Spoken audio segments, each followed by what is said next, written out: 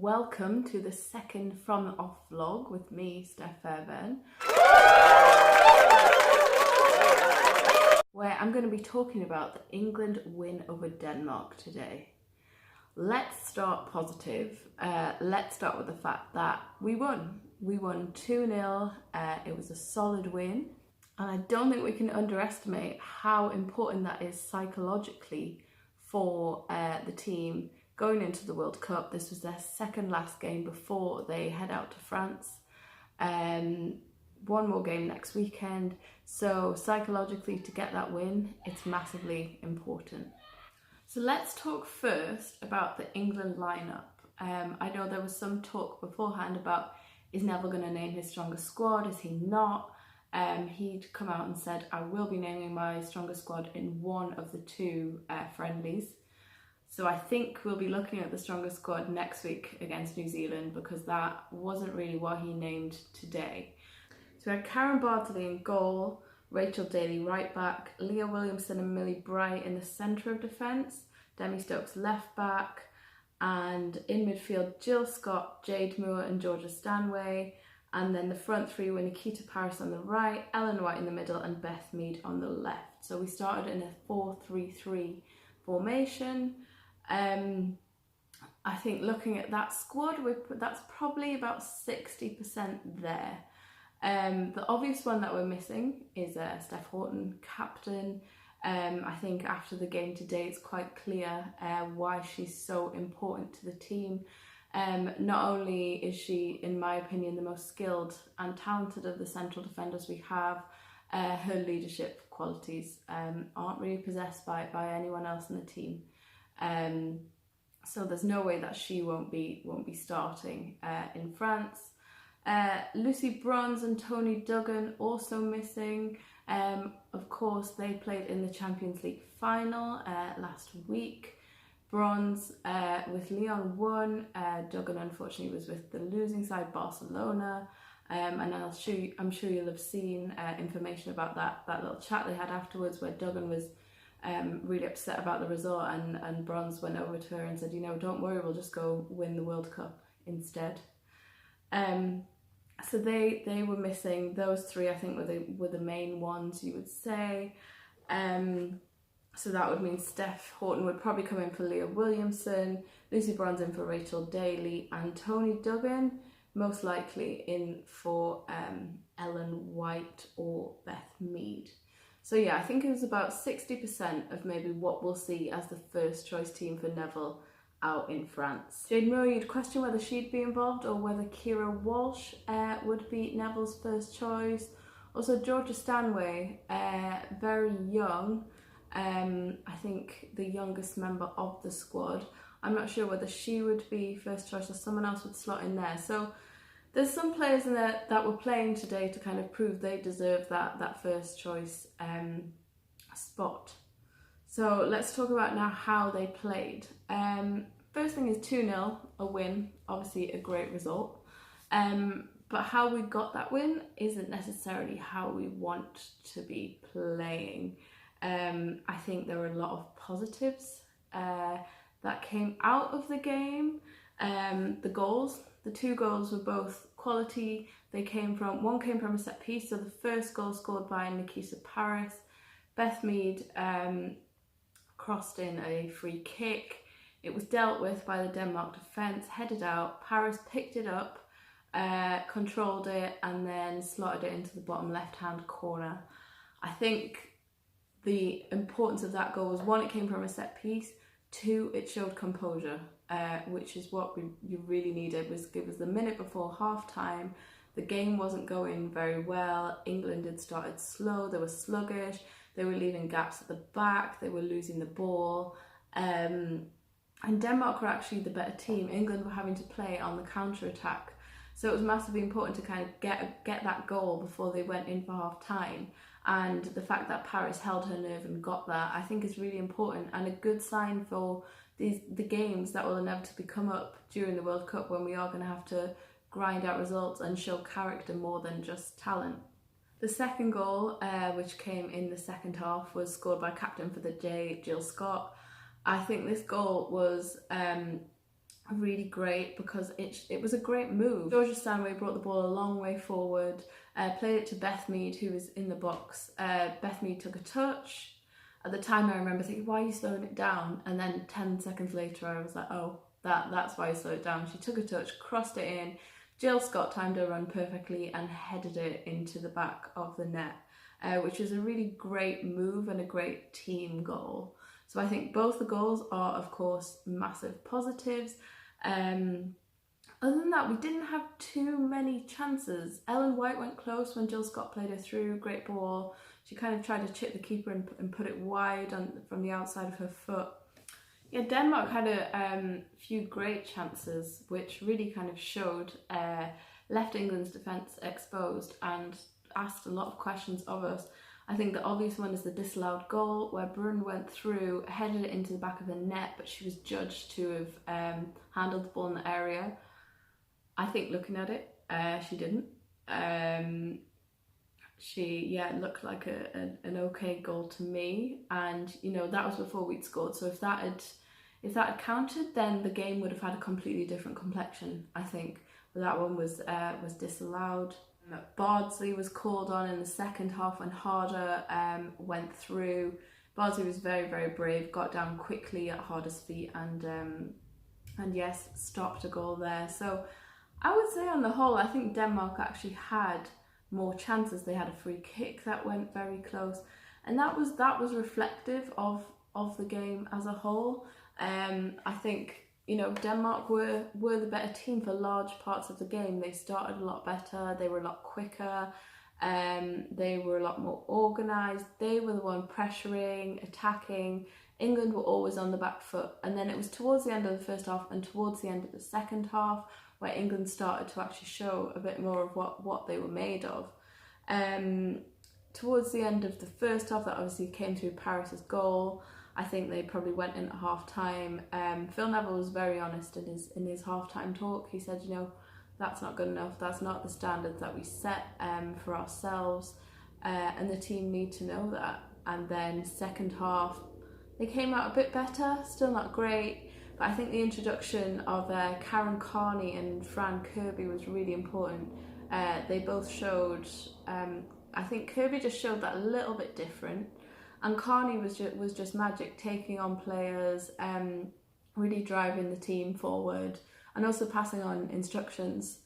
And then Lucy Staniforth came on later, I think on 81 minutes, so she didn't have as much of a chance to make an impact, but those subs really kind of gave England a different vibe.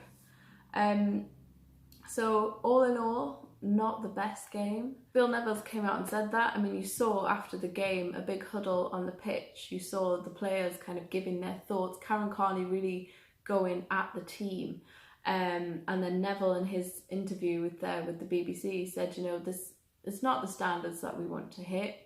He said we were expecting a bit of fatigue. We had that day with and night with the Royal Marines.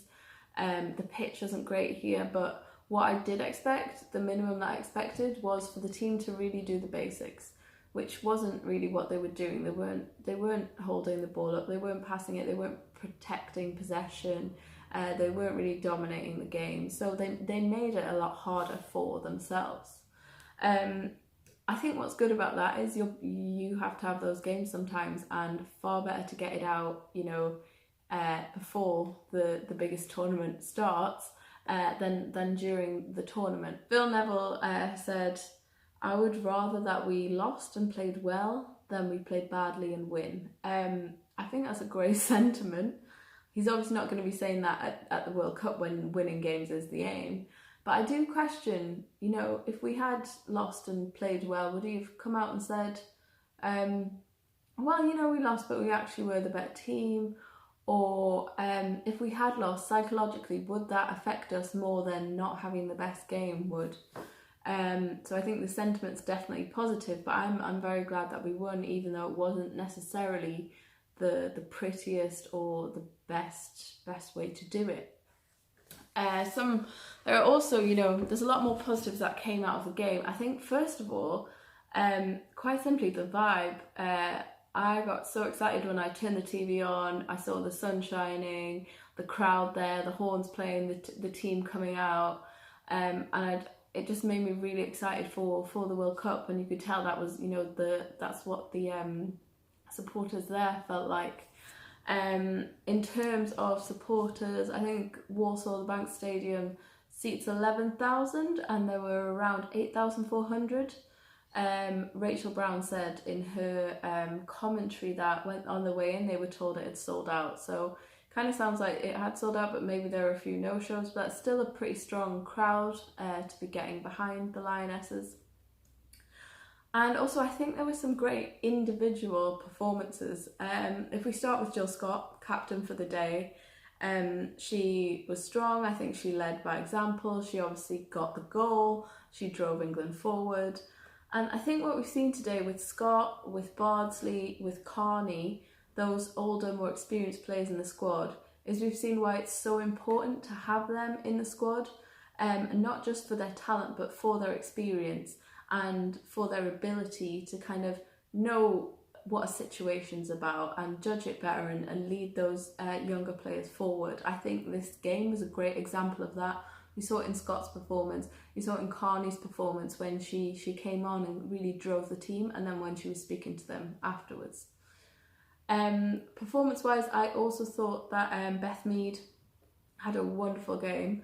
I have to be honest, before the game, I was kind of, I don't know if I would start Beth Mead at the World Cup, and I think I was reminded today of why she's so good. It's because she does what no one else on the pitch does. She's just got that bit of imagination that no one else has. So, for example, when, you know, obviously her cross shots are quite famous, and goalkeepers don't necessarily know what to expect when she's in a crossing position.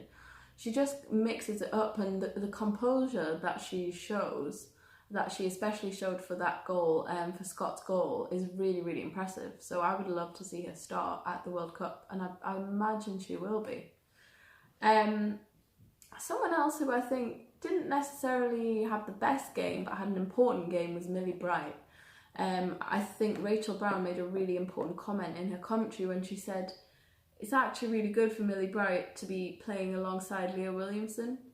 Bright's used to playing alongside Steph Houghton when she plays for England, centre-back pairing Houghton and Bright. Therefore, she's used to that leader next to her. She's used to someone directing her. She's used to kind of feeling very assured. And I think Brown's point was playing with someone else there that's maybe less experienced is a push for Bright to kind of step up, and so even just this one game will have been a massive learning experience for her. And again, Georgia Stanway, I think had a great game. Was very, very effective again for that Jill Scott goal, and really, really kind of showed what she was about and gave Phil Neville something to think about. I think another positive from the game was the team camaraderie. It was so visible. Even, you know, when Paris and Scott scored, they celebrated with their teammates, but then they went over to the bench to celebrate there. You saw Phil Neville just having a laugh with his players on the bench during the game. At the end, he spoke about how relaxed he is and how he wants his players to feel that as well. You saw the team huddle after the game. And I think that's so important. Like you can't fake that. The kind of bond that's there with this group of players is really lovely to watch, and I think will be important when times do inevitably get tough out in France. So all in all, not the performance we were expecting from England or looking for, and of course England will really have to raise their standards, hopefully starting next week against New Zealand, but definitely on the 9th of June in their first World Cup group game against Scotland. There's a lot to do, but I think we're on the right track, and there are a lot of positives also to take from this game. So next game, June the 1st at the Amex Arena in Brighton against New Zealand. There are still tickets available. I'll put the link down below. Get there, go see it. Go support the girls before they fly off to France. Another thing you could be doing on the 1st of June is going to see the Spice Girls. I think this story maybe got lost in so much else of what's going on.